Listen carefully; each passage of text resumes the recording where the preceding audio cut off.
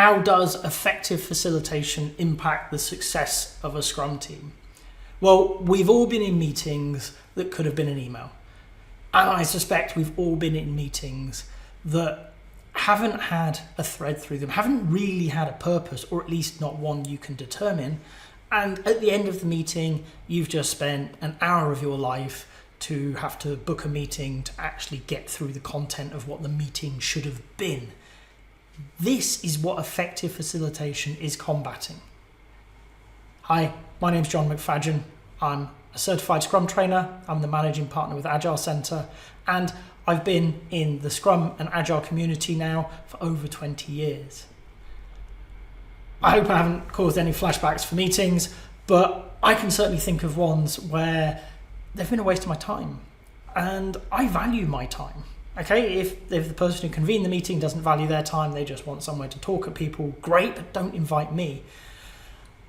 As a Scrum Master, as a facilitator, what I'm always striving for is how do I get people out of that door as quick as possible?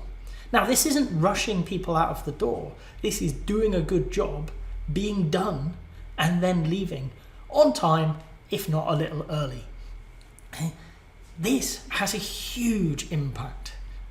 Think of it. How many hours a week do you spend in meetings that are fruitless, that are valueless, that you are left wondering, why did I bother turning up? I didn't add anything, I didn't get anything, I just existed in a space, virtual or physical, for a period of time.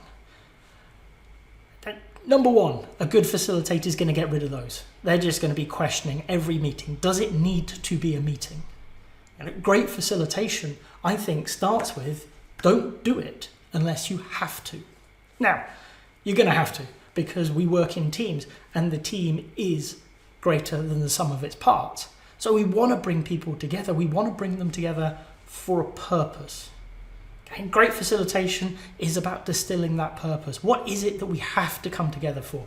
What could we share as information beforehand, or maybe you do a pre-read at the start of a meeting, whatever it is, but here's the information you need. The purpose of the meeting is maybe to make a decision, maybe to choose amongst these options, whatever it is, right? A facilitator is going to help you distill that down so that you have a meeting about the thing that matters, and all the stuff that can be done, can be shared beforehand, is done or shared beforehand. So they speed meetings up, right? They reduce the number of them, and those that they have to have, you have the meeting for the bit that matters. I don't know about you, one of my pet peeves is still turning up to a meeting and when someone says, oh, did you do the pre-reading? And let's be generous, half the room goes quite sheepishly, no. A good facilitator is going to get that sent out on time or structure it into the meeting. I think it's Amazon who do this. Inviting people in, and at the start of the meeting, here you go, here's the pre-read, read it. You've got 10 minutes, 15 minutes, whatever it takes. Okay. And once you've read it, do you have any questions? Right, let's have the meeting now. You've had your chance to pre-read it, digest it, ask your questions. Let's make the decision. Whatever it is that you need to do, collectively, collaboratively, let's do that bit. You don't have to share information collaboratively.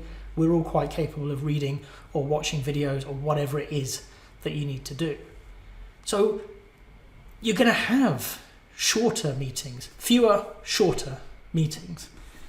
And how about more effective ones?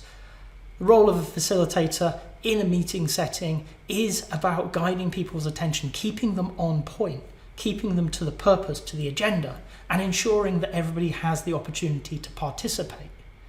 So fewer meetings, shorter meetings, and those meetings are going to be focused. One of the things that I very often do when I am invited in to facilitate is go through the guest list.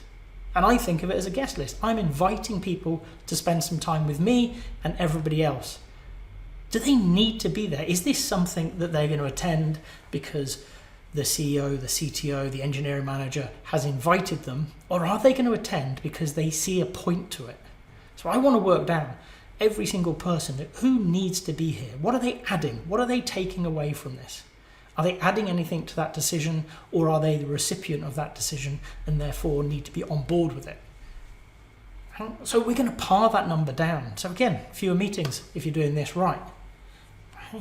all of this starts to add up. Okay?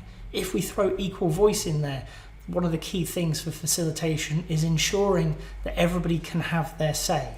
Everybody will be heard. You'll hear about psychological safety and things like that in team dynamics. Incredibly important.